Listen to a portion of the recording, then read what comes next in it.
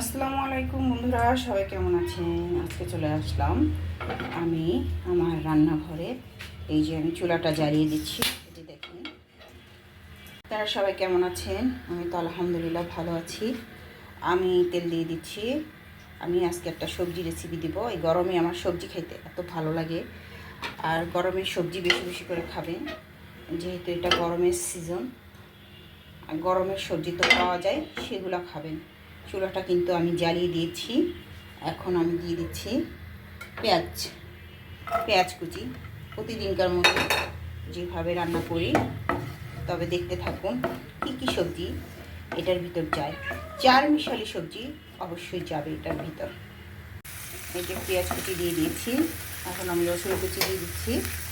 অবশ্যই আমার সাথে থাকুন, দেখুন আমি কিভাবে সবজিটা রান্না করি। যারা ভেজিটেবল পছন্দ করেন তাদের জন্য অবশ্যই পারফেক্ট।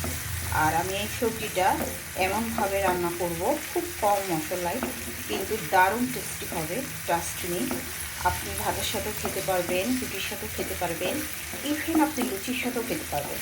দারুণ একটা সবজি আমি আপনাদেরকে আজকে উপহার দেব। আমার সাথেই থাকুন। ওরা আমি চুলের পাওয়ারটা একটু কমিয়ে দিচ্ছি। চুলের পাওয়ারটা, চুলের গুলো যে মাথা খারাপ।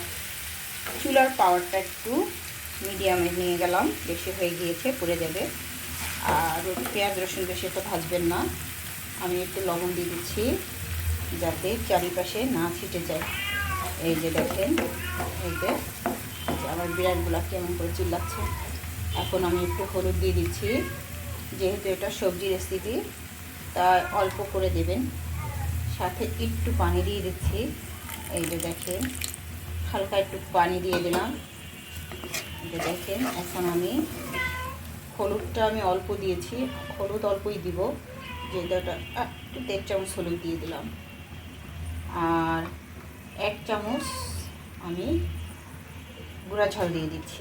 এই যে ধনিয়ার গুঁড়া 1 চামচ, এই যে দিয়ে দিচ্ছি। এখন আমি আর একটু পানি দিয়ে দেব, যাতে দাঁড়াও, রেসিপি তৈরি করছি, চিল্লায়ও না, ভিউয়ার্সরা রাগ হয়ে যাবে। দাঁড়াও, আমি এইভাবে একটু নাড়িয়ে নিচ্ছি, নিয়ে দিচ্ছি। এই যে দেখেন, আমি তো অনেকগুলা বিড়াল আমার বাসায়, এরকম চিল্লাচিল্লি করতে থাকে। এভাবে সুন্দর করে নিয়ে নেবেন, যাতে আপনার, আর পেঁয়াজটা বেশি ভাজবেন না, যেহেতু সবজি রেসিপি পেঁয়াজ ভাজার অত দরকার নেই। পেঁয়াজ রসুন এটা একটা ওয়ান টাইপস অফ সবজি হিসাবে ইউজ করবেন। এই যে দেখেন, এইভাবে আমি না দিয়ে দিচ্ছি। সরি, কলা তরকারি দিয়ে দিচ্ছি, কাঁচা কলাটাকে এইভাবে কেটে নেবেন সুন্দর করে। এই যে দেখেন, এখন দিয়ে দিচ্ছি মিষ্টি আলু। দেখেন, মিষ্টি আলুটা আমি দিয়ে দিলাম। এইভাবে নেড়ে দেবেন। সব সবজি আমি একসাথে দিয়ে দেবো। এখন দিয়ে দিচ্ছি মিষ্টি কুমড়ো। দেখেন, এভাবে সুন্দর করে নিয়ে নিচ্ছি। এই যে আমার 3 প্রকার সবজি দেওয়া হয়ে গিয়েছে, আর একটা বাকি আছে, ওটা দিলেই 4 প্রকারের সবজি। 4 প্রকার সবজি দিয়ে একটা দারুণ স্বাদের আমি সবজি রেসিপি তৈরি করছি। আপনারা আমার সাথেই থাকুন এবং দেখতে থাকুন আমি কীভাবে এটা রান্না করি। আমি একটু পানি দিয়ে দিয়েছি, অল্প পানি, যাতে কষতে পারে, যেহেতু সবজিগুলো একটু মোটা মোটা করে কাটা। দেখতে পাচ্ছেন তো, এই যে কি সুন্দর কালার এসেছে। এখন আমি দিয়ে দিচ্ছি এই যে একে কি বলে, কচুরলতি।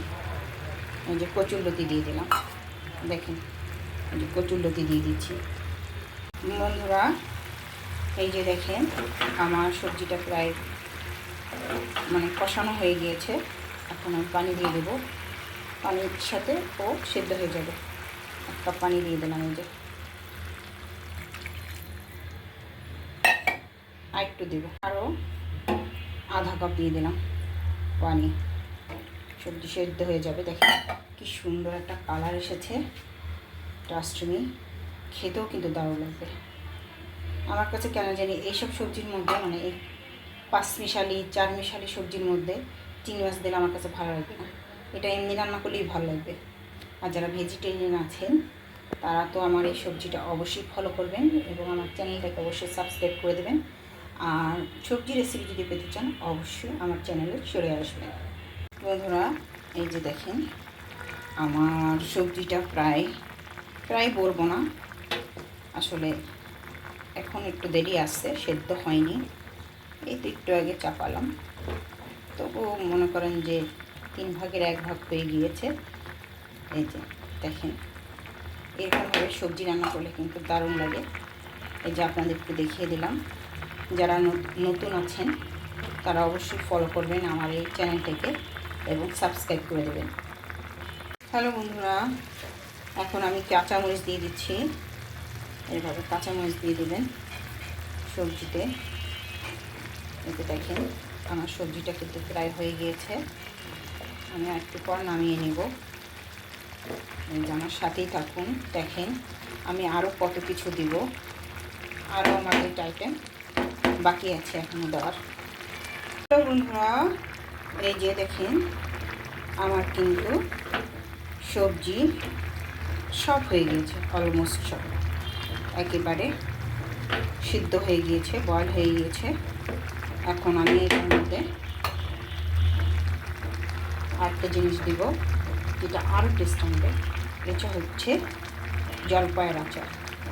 এইভাবে জলপাইয়ের আচার দিয়ে যদি আপনি রান্না করতে পারেন এত মজা লাগবে, ট্রাস্ট মি।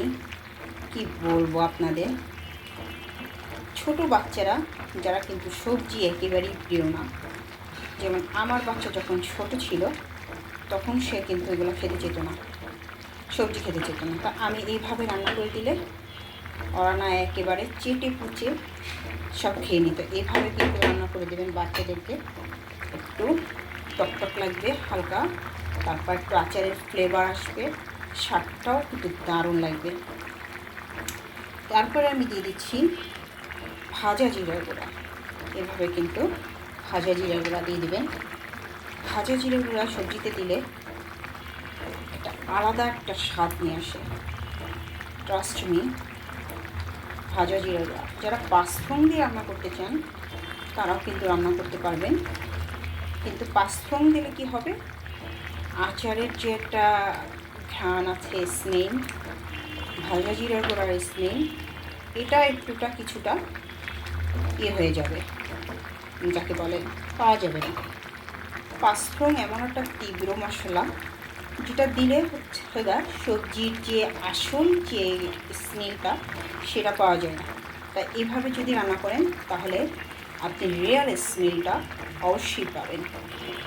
এই যে দেখেন আমার কিন্তু সবজি হয়ে গিয়েছে। এখন আমি ঝোলে এইভাবে একটু রাখবো, যেহেতু কাঁচকলা দিয়েছি, কাঁচকলা কিন্তু ঝোলটা টেনে নেয়। তো সবাই ভালো থাকবেন, সবার প্রতি রইল অনেক অনেক ভালোবাসা, শুভেচ্ছা। আপনারা এভাবে একটু রান্না করে দেখবেন, ট্রাস্ট মি অনেক টেস্টি লাগে, আমার কথা বিশ্বাস করেন। সবাই আমার চ্যানেলটাকে অবশ্যই সাবস্ক্রাইব করে দেবেন এবং আমার কমেন্ট বক্সে অবশ্যই কমেন্ট লিখে যাবেন।